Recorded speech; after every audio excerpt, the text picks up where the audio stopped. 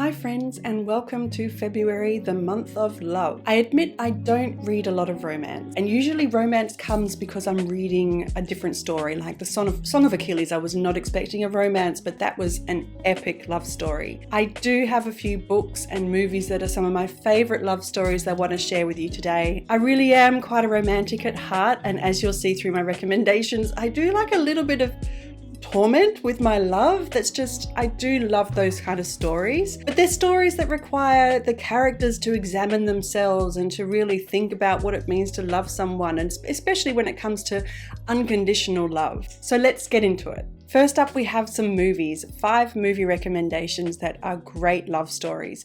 And when it comes to movies that I love, it's not just the story itself, which has to be strong, but it comes to the cinematography and the music and the sets and the costumes. And there's so many elements that make these movies exceptional. And I find that these things trigger a memory when I encounter them. You know, you hear a song and you remember that movie and that feeling in that moment. And I love those feelings. So the first movie is Meet Joe Black, which is from the 90s. And I think it must be one of my favorite movies of all time. The movie starts with Bill Parrish, who is Anthony Hopkins, and he is a widower, he is a businessman, he's a family man with 2 adult daughters that he loves, he is devoted to them, and is about to celebrate his 65th birthday. However, in the days leading up to this milestone celebration, he's visited by Death, the Grim Reaper, who is played by Brad Pitt, and Death has taken a human form, which is Joe Black. So Joe makes a deal with Bill that he's going to give him a few more days of his life to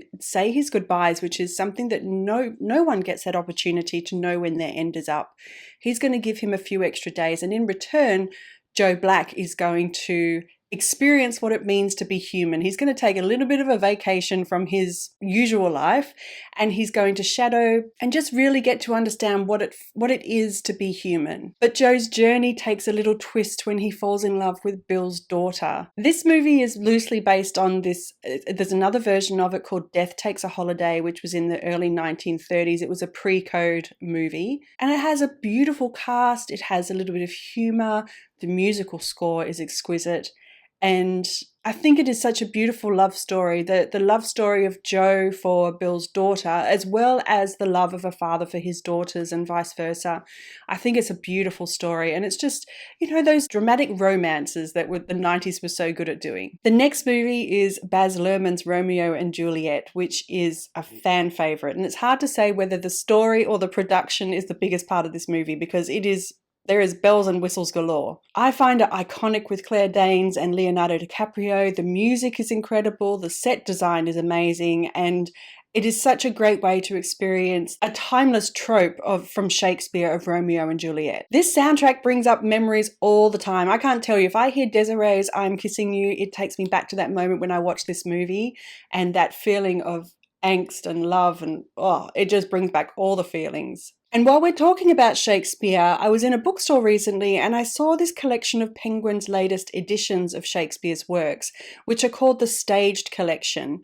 And they're these beautiful, new, updated covers. And they're all of Shakespeare's most popular plays that have been paired with young adult authors to introduce these stories and these timeless tropes to a different generation. So while the books are still true to Shakespeare's text, they've done a few things to make it more appealing to this young adult audience, like using dyslexic-friendly fonts. There's a glossary of uncommon words and phrases to make it more accessible. I think it's such a cool way to bring what they say is, these are the tropes that have now people are reading books that are still based on Romeo and Juliet or The Taming of the Shrew, that this generation can now experience those plays as they were intended by Shakespeare is kind of cool. The next movie is Atonement, and this is a iconic tragic love story, and I am starting to see a pattern forming in these movies that I do love. You can see the torment and the tragedy that I'm drawn to. It's based on the book by Ian McKellen, which I'm reading for the first time. I have not read it before. Focuses around a young girl named Bryony who's 13 years old, very precocious, and she makes a false accusation of a crime against someone which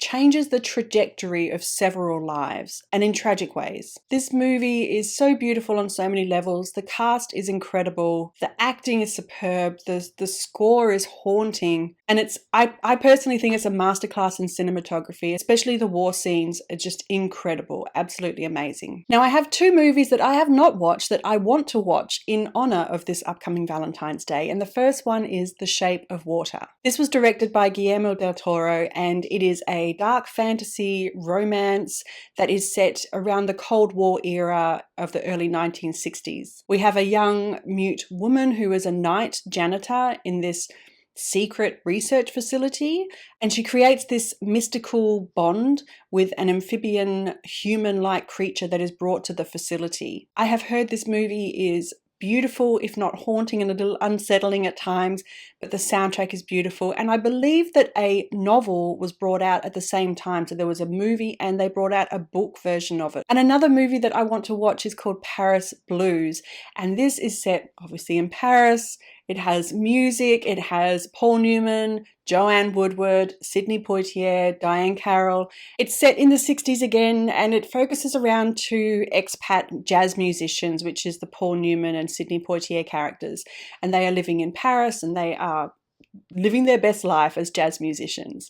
And they meet and fall in love with two American girls who are tourists in the city. And then I believe the story takes a turn where these two guys have to make a decision whether they want to leave Paris and go back to America. But we're in the 60s, and Paris gives them a lot of freedom. They don't experience the same prejudices and racism that they might in America. So they need to make a choice whether they're going to stay in Paris or go back to America with these girls that they've fallen in love with. I'm really excited because the musical score was done by Duke Ellington. Louis Armstrong is in there, along with many other jazz musicians that were at the peak of their career at the time.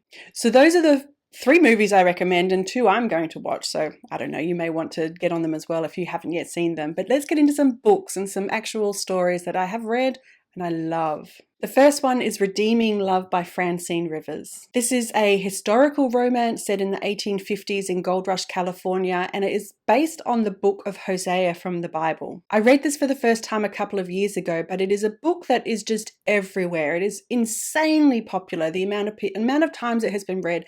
I think there's something like 250,000 reviews on Goodreads, and this has got a 4.51 star rating. It is huge. And in this story, we follow a young girl named Angel who is bitter and hardened. She has had a rough life, and she is in this Californian gold rush town, and she is a working prostitute. She's in this brothel, and she firmly believes that no man could ever love her, that men, they don't want love, they just want to use and abuse her, and she has become very, very hardened by that. But then a young man comes into town, and his name is Michael, and he sees her and he hears God tell him that she is the one he's been waiting for. She is the one he is supposed to marry.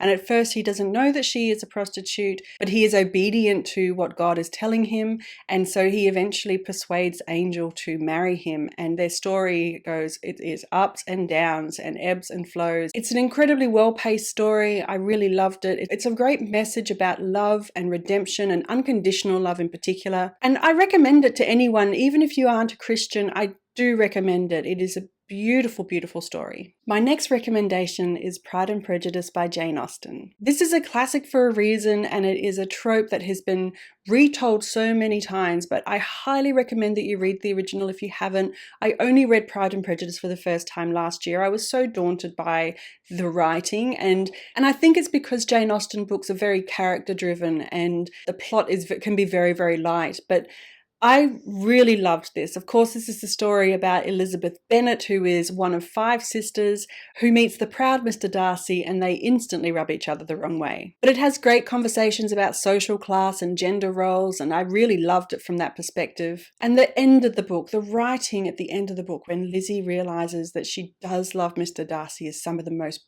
beautiful writing I've ever read. I absolutely loved it. This is a book of love stories from Trent Dalton, who is a very well-known Australian author. And I would say it's a collection of essays and short stories, but it came about around 2021 during the pandemic, after the initial lockdown quarantine processes we all had in place. Trent Dalton went and set himself up in like a shopping mall with a table and said, "Please, can you tell me a love story?" So this is the result of that. It is warm and heartfelt, funny, very funny at times. heartbreaking at others, and is stories of love from people of all walks of life. People falling in love, people falling out of love. These are just real human stories of love. It's just beautiful. Really do recommend it. If you love short story collections, please do get hold of it. It would make a lovely gift for someone you know that really is a romantic at heart. This is a little random, but this is Tisha, which is a memoir. The tagline is a wonderful true story of a young teacher in the Alaskan wilderness as told to Robert Specht.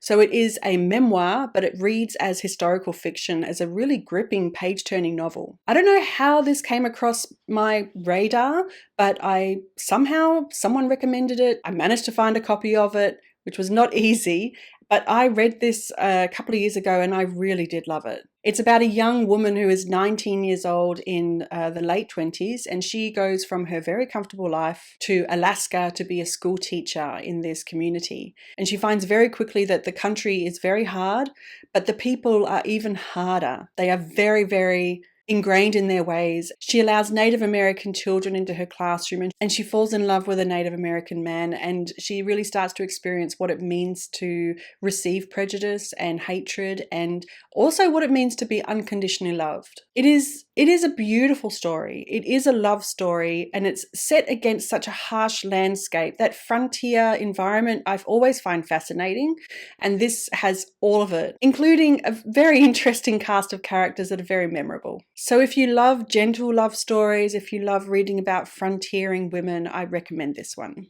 And my last recommendation is Frenchman's Creek by Daphne du Maurier. This is a historical fiction romance with adventure, pirates, a dashing Frenchman, intrigue, scandal, and one of my favourite du Maurier heroines. Lady Donna is our main protagonist in this story, and she is unhappy with her life. She wants more from this aristocratic and idle life that she has, and she leaves society. She comes away from the city to come to her and her husband's estate in Cornwall, just to get away from it all and from her boring husband. And she finds that the local community has been experiencing some troubles by way of a pirate, and she meets this pirate firsthand. And he ultimately gives her the adventure and the love that she's been craving. It is a swashbuckling romance that I really was not expecting, and I did enjoy. And ultimately, Lady Donna is faced with the question of her responsibility to her children that she loves,